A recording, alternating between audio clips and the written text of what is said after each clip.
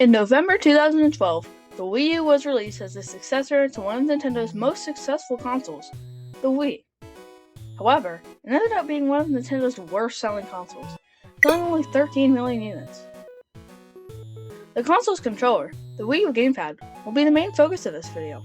A tablet with a touchscreen, an NFC reader, a TV remote function, and more interesting content you may not know, including an unused function for a second gamepad. Today, we're going over the Wii U GamePad controller. Let's get started.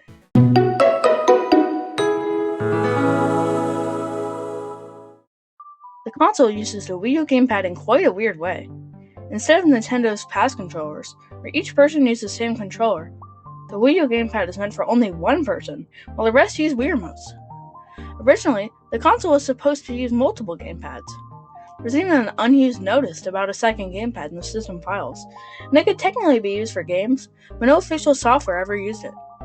According to the former Nintendo of America president Reggie Fils-Aimé, this was due to the console's install base never getting large enough that type of implementation made sense, and because Nintendo never created the game where two gamepads were needed, saying there needs to be a game that drives that implementation. While you can play some Wii U games and apps without the gamepad, it is required for some modes or sections of games, such as Fit Meter linking in Wii Fit U, or certain games in Nintendo Land. Some Wii U games and apps can be used fully or partially without the gamepad. For example, you can play some minigames in Wii Fit U, or even play rounds of Mario Kart without the controller.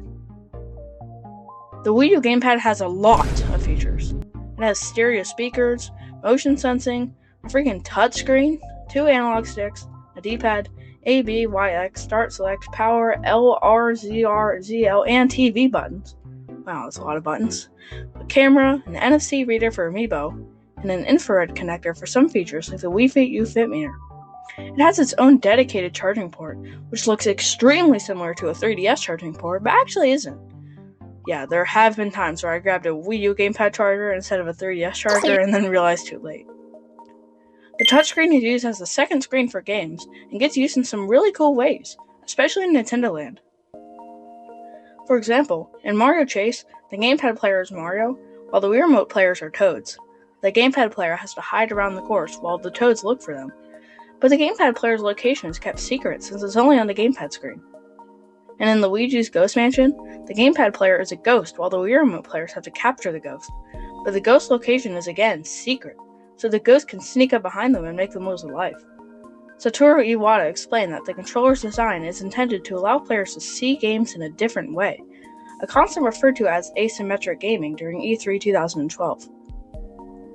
The controller can also be used for off-TV play, which lets you play Wii U while the TV is off or used for something else. While it's sometimes useful, it's not very good, as most games have important information on the TV, and some even require you to point at the TV screen, like the Wii Menu app. Plus, the controller has to be used within the range of the console, which only works up to 25 feet away.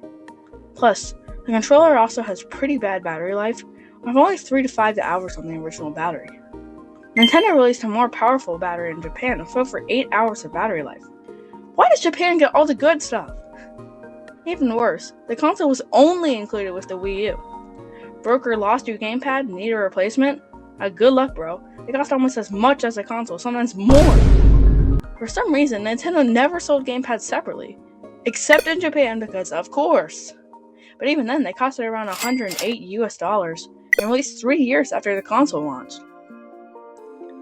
Response to the Wii U GamePad was mixed. Stefan Tolito,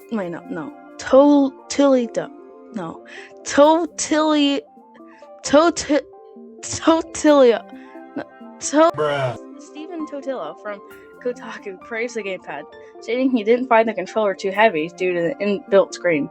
Totilo also praised the superb connection between the gamepad and console, stating the gamepad screen's ability to stay in constant sync with the TV screen is as welcome as it was necessary for the Wii U version of multi-screen gaming to work.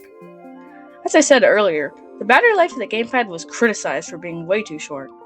Andrew Hayward from TechRadar stated in his review, with the gamepad's brightness on max, which we found essential for getting the best quality play experience, we struggled to push past that 3-hour mark.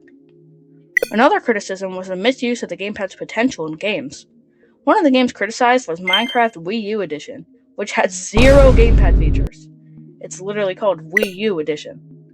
So obviously it left fans disappointed. Many critics felt Nintendo wasn't using the Wii U GamePad properly in games. Nintendo of America's Executive Vice President of Sales, Scott Moffitt, even admitted this, stating, "With games like Star Fox and Mario Maker, we are continuing to show the promise of the gamepad, and, candidly, early on we probably didn't showcase the promise of the gamepad as well as we could have."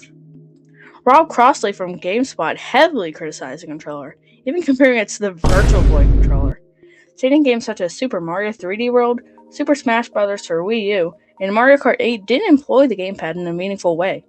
He even called it a chubby and clumsy touchscreen controller, and criticized the off-TV play feature for not being a system seller, and stating that most people wouldn't use it with any regularity, and only a few will swear by it.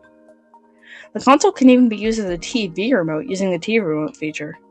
There's a dedicated TV control button on the gamepad, which can control your TV using the infrared connector.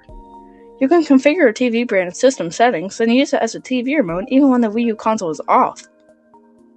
Alright, that's going to be all for this video. Thank you for watching.